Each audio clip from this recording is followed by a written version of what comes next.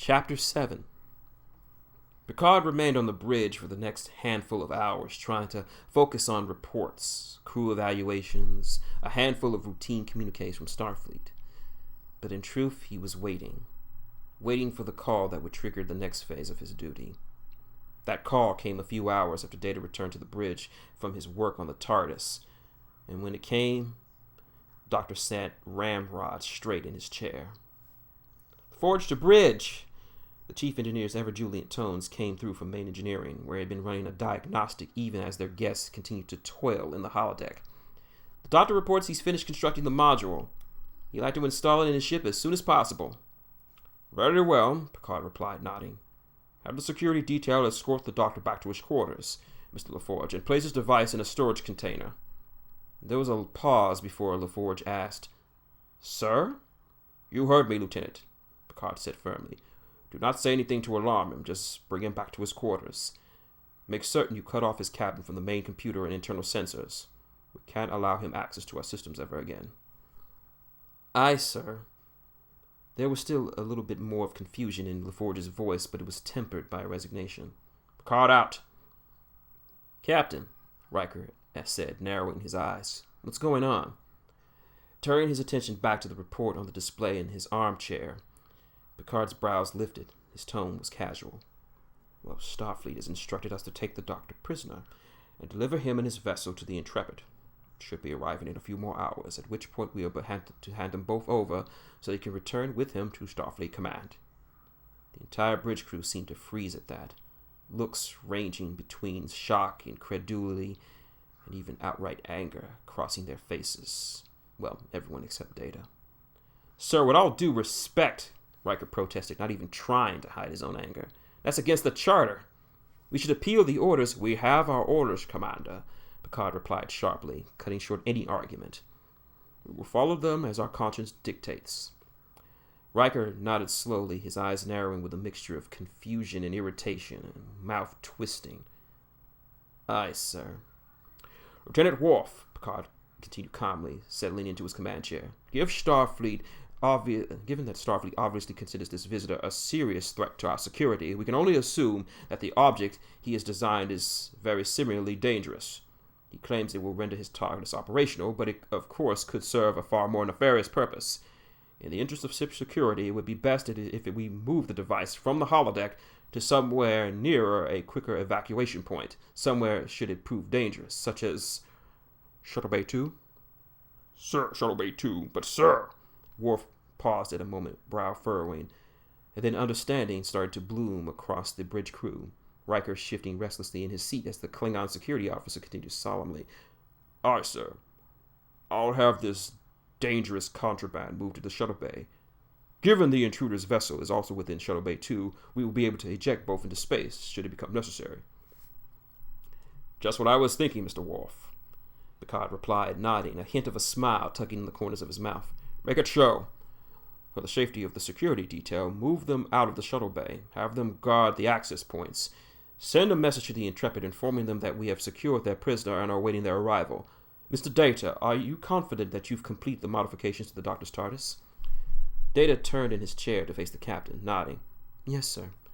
The doctor seems confident that the vessel is prepared for his modulator." "Excellent," Picard drawled out as he climbed to his feet again, tugging at the top of his uniform. "Admiral Ross should be pleased. Commander Riker, you have the bridge, but just in case I am not on hand to take the Admiral's next communique, please pass on this message for me." "Captain," the doctor greeted, lounging in one of his chairs. "A bit unusual, forcing me back into these quarters, and you came armed, no less. Should I be worried?" Stepping inside, Picard quietly instructed the pair of security guards to remain outside. He was indeed armed, a phaser clipped into his belt, his hands folded behind his back. He considered the guests for a moment, drawing in a deep breath as he prepared himself for what to come. As requested, LaForge had completed the isolating the ship's systems from the doctor's quarters, limiting computer access, but also shutting off the room's internal sensors in the process. "Doctor," Picard began solemnly, his face heavily lined as he took a seat that was offered in the offered chair. I've been ordered to deliver you to another vessel and to deny you access to your own. Starfleet Command wishes to speak with you and to examine your TARDIS in greater detail. They are concerned that your knowledge and your technologies could prove a threat to the Federation and her allies, particularly if either were to come into possession of one of our enemies. I would like you to know that I will do all within my power to fight these orders, he continued slowly, to protest to Starfleet Command, but the Intrepid's impending arrival has greatly restricted my options. My concern is that the faction we're dealing with shall have no scruples about disappearing with you once you are secured, in which case no lawful protests made to the Federation Council will help. In addition, if I arrange for you to leave openly, willfully disobeying my orders, my internal censor logs will implicate my crew in what could be considered an act of treason. It's a risk I cannot take. The Time Lord considered his words for a long moment, the friendly glimmer fading in from his eyes, replaced with a chilling vacuum. Climbing to his feet, the doctor advanced just in a couple of steps, arms folded in his chest and head tilted. Captain, the doctor said after a moment, his tone lacking any vibrancy or color.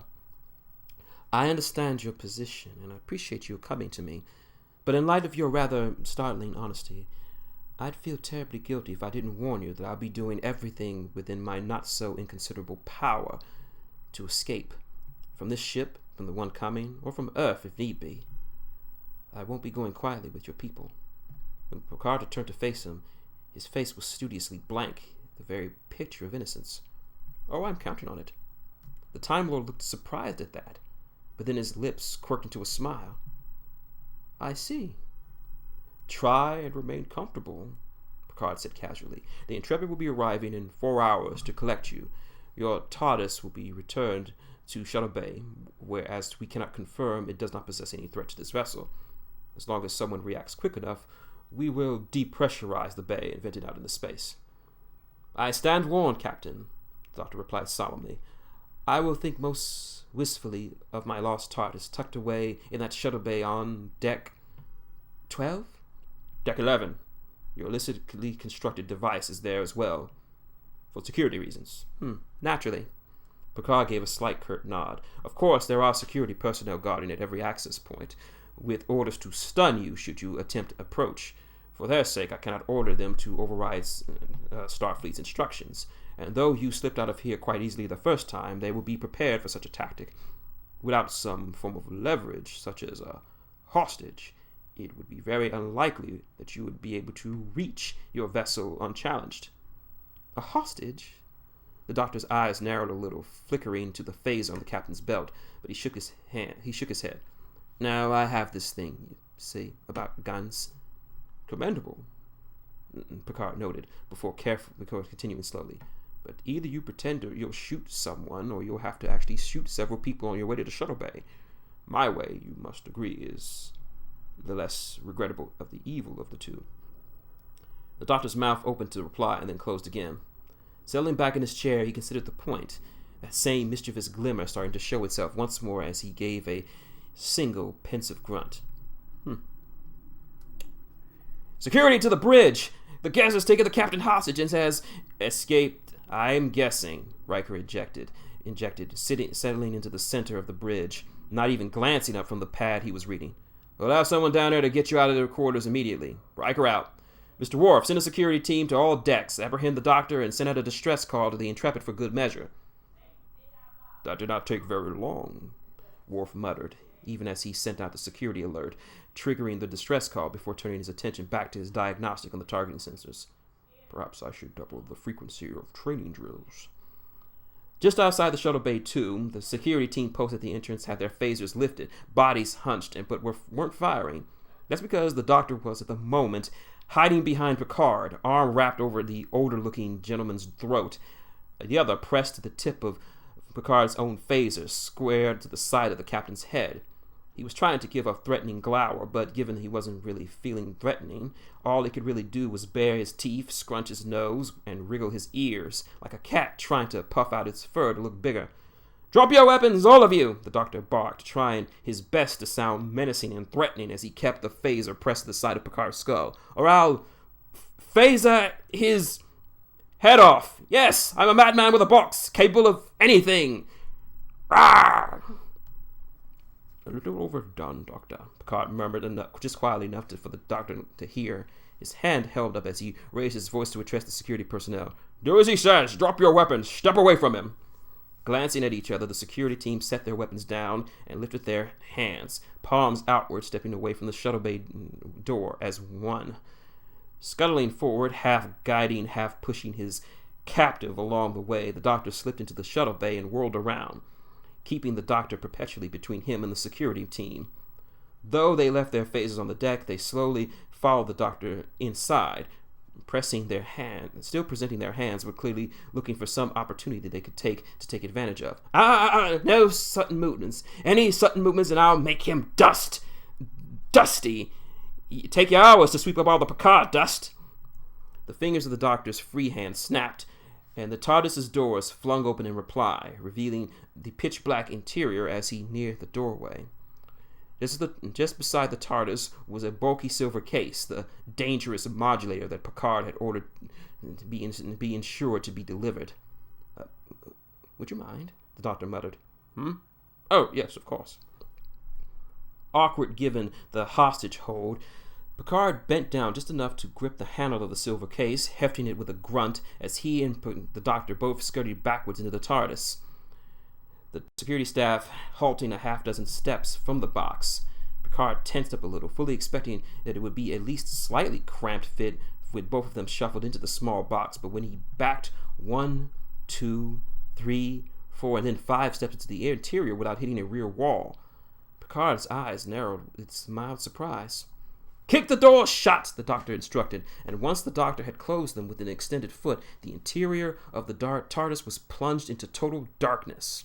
The Time Lord released him for a moment, muttering under his breath that he felt his way across the control room in the dark.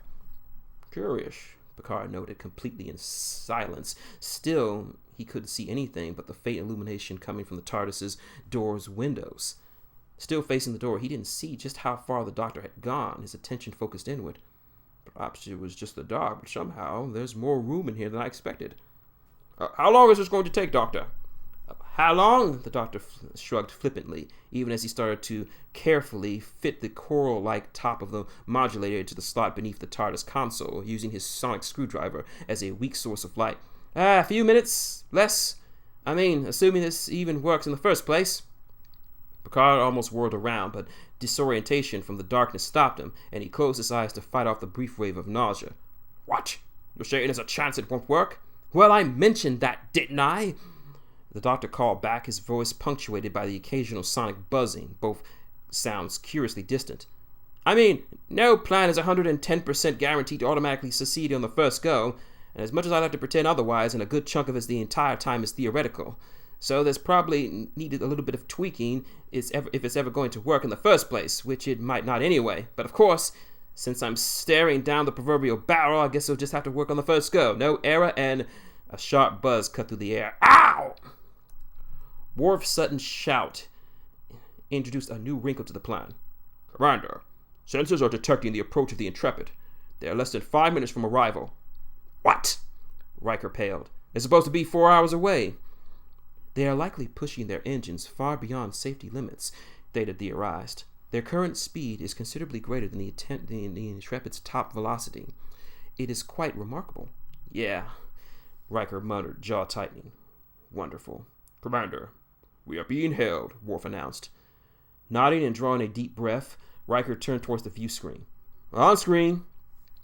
The Excelsior-class ship's bridge appeared a moment later, a balding Starfleet officer occupying the center seat. He didn't look too pleased at all, one hand tightly gripping on the arm of his chair, the other balled into a fist just below his chin. In all likelihood, pushing the engines that hard hadn't been a prospect without risk, and his eyes flashed when he saw the transmission connect. Commander Riker, the officer greeted, standing. I'm Captain Charles Martins, USS Intrepid. We received your distress call a few minutes ago. It's regrettable that you couldn't keep your guest confined to his quarters, but fortunately we're ahead of schedule. We're going to transport security personnel to the Enterprise shortly to assist in resecuring him and his vessel. Please prepare to receive them and give them whatever assistance they require in securing entry into his ship.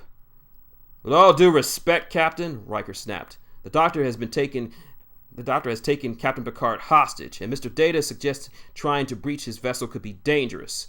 We just can't break into the thing without risking... I have my orders, Commander, Martins replied, shaking his head. As do you. We're to secure the vessel and its occupant whatever the cost. We'll be within transporter range in 2 minutes. Have your security people keep an eye on the ship in the meantime. Starfleet's going to hear about your performance, Riker. Martin's out. As the view screen flickered off, Riker cursed under his breath, climbing to his feet and tapping his comm badge. He couldn't directly warn the captain without leaving a suspicious sensor record, but maybe the box wasn't completely soundproof. All hands, this is Commander Riker. The Intrepid is arriving early and will be transporting security personnel aboard. All hands prepare to receive the Intrepid personnel in 1 minute. Doctor, we're running out of time. Ah! The doctor actually grinned, still sonicking the modulator. Finally! Doesn't feel like a normal day unless someone does that. All at once, the low hum filled the air as the modulator began to glow softly. Its shimmering muffled underneath the TARDIS console. The glow began to spread throughout the console and then to the walls. Picard's protests, his concerns, all died away at the sheer size of the control room finally came into view, the corridors branching off in all directions, a massive volume that was entirely beyond his widest imaginations. This is incredible. Yes, the doctor replied impatiently. Oh, bigger on the inside, bigger box than you thought. We really need to skip that now because I have to give this old girl moving right before someone out there tries doing something incredibly stupid and dangerous. I should leave then, Picard replied, if reluctantly starting to move towards the exit. No, wait! Stopping dead in his tracks at the urgent shout, Picard whirled back around. The Time Lord was watching one of the TARDIS's hanging monitors, and just as he opened his mouth to speak, the control room gave a sudden, sharp lurch to one side and then to the other. I'm sorry, Captain, the doctor replied, shaking his head. Too late, your overzealous friends are currently in the shuttle bay, blasting us at us with those phasers. With considerable enthusiasm, I might add. I'm assuming they're from the other vessel that you mentioned, but either way, if you open that door, you'll likely be killed, and the blast could get inside and probably just end up disabling my TARDIS all over again. Rather avoid that, but don't worry. I just need to make one quick pit stop, and I'll happily drop you off on your ship a few days after we left. Pit stop?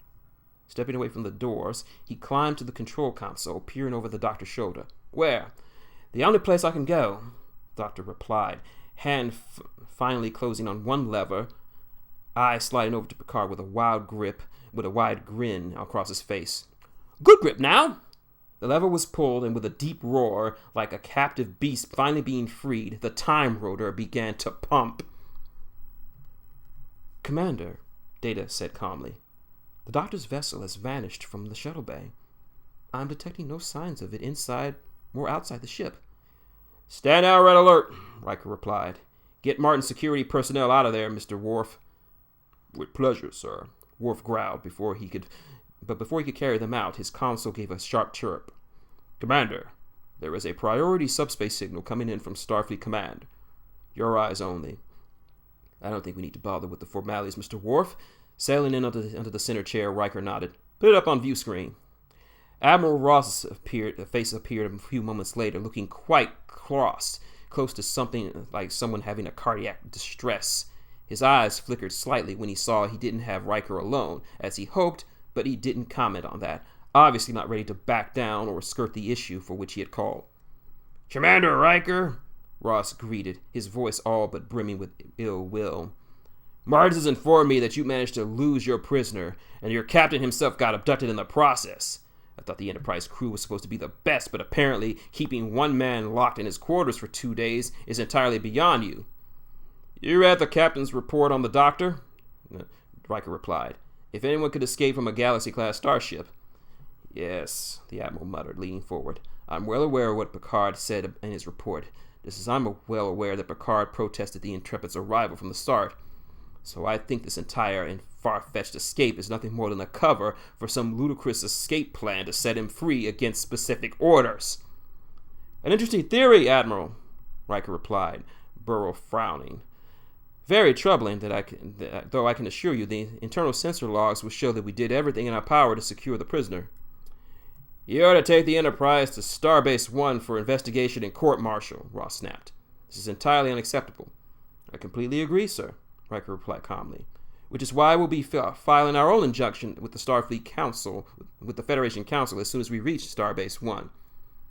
Though we, of course, did everything we could to stick to the orders we were given.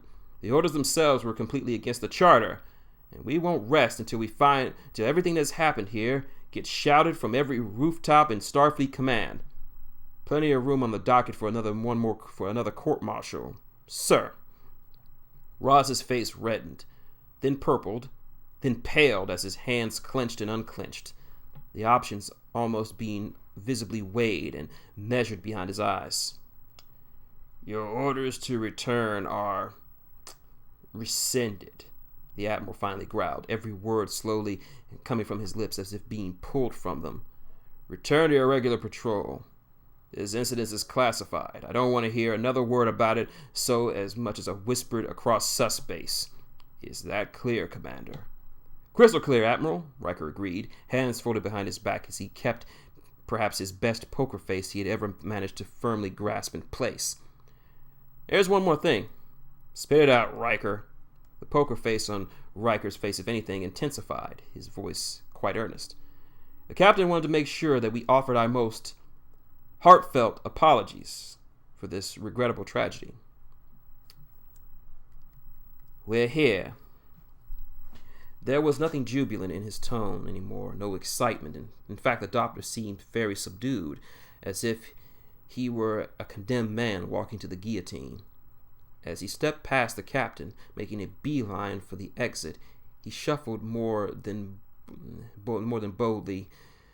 Come along, Picard. I've extended the TARDIS's air shield as far as it will go.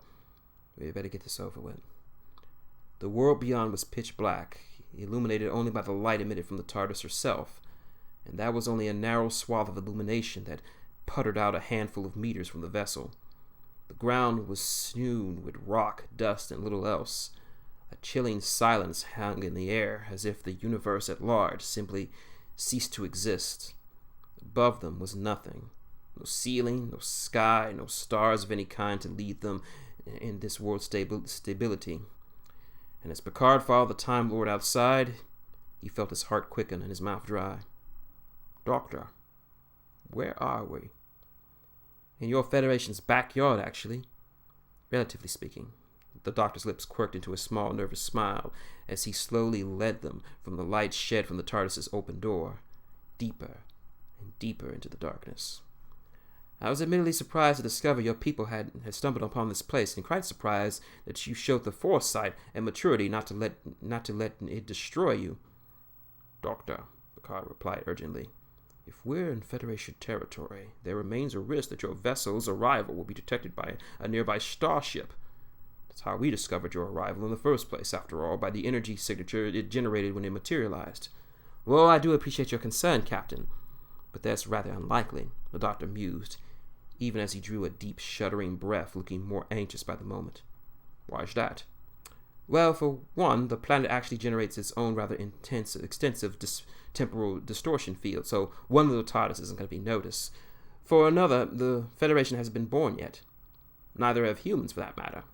Or carbon-based life forms. He gestured to the surrounding darkness and the inky black sky above. Or stars, for that matter. Even with everything he had seen, Picard wasn't sure he had heard correctly. How far back are we? Hard to pinpoint, the doctor replied, pulling out his sonic screwdriver, giving the surroundings a quick scan and then checking the readings. Most methods of measuring time are useless here, but I'd factor it to about the billions of years, thereabout. I see. The words were rapidly becoming habitual, and something about being possibly the only living being in creation was downright unsettling. So much so, Picard didn't even think to question why this planet even existed. What are we doing here, then? The doctor didn't reply to that, stopping dead in his tracks as he continued to stare into the shadows, more agitated than Picard had ever seen him, more so even than when he first arrived. If he had to find a comparison, he would have thought the Time Lord was expecting some sort of boogeyman to leap out at them. "I know you're here," the Doctor finally called out, head swiveling, the entire body turning this way and that, lips twisting. "And you full well know I'm here too. No son's no excuse, so show yourself and stop hiding." A sudden booming voice filled the air, resonating like the words of God himself. "There was no intention to conceal." The sudden flare of light then burst from the darkness ahead of them was nearly blinding, and both Picard and the Doctor had to shield their eyes for a moment before they adjusted to the glare. The glow emitted was all but lit up the entire world, as bright as day, but far more impressive was that what gave off the light. Only 50 feet in front of them, it was little more than an ancient, oddly shaped arc of stone, simmering sparks and swirling deep within it. Picard recognized it. He had only seen reports of it, records and historical files of it. It had been originally encountered many years before by the original Enterprise crew under Captain James T. Kirk's command. It had been one of the Enterprise's first recorded brushes with time travel. Though the device was silent, motionless, it seemed almost to seize, shift, and size and position as if the very air around it rippled. Something primal, something instinctively deep in the captain's chest thrummed with awe and fear as he breathed those 4 words: "The Guardian of Forever."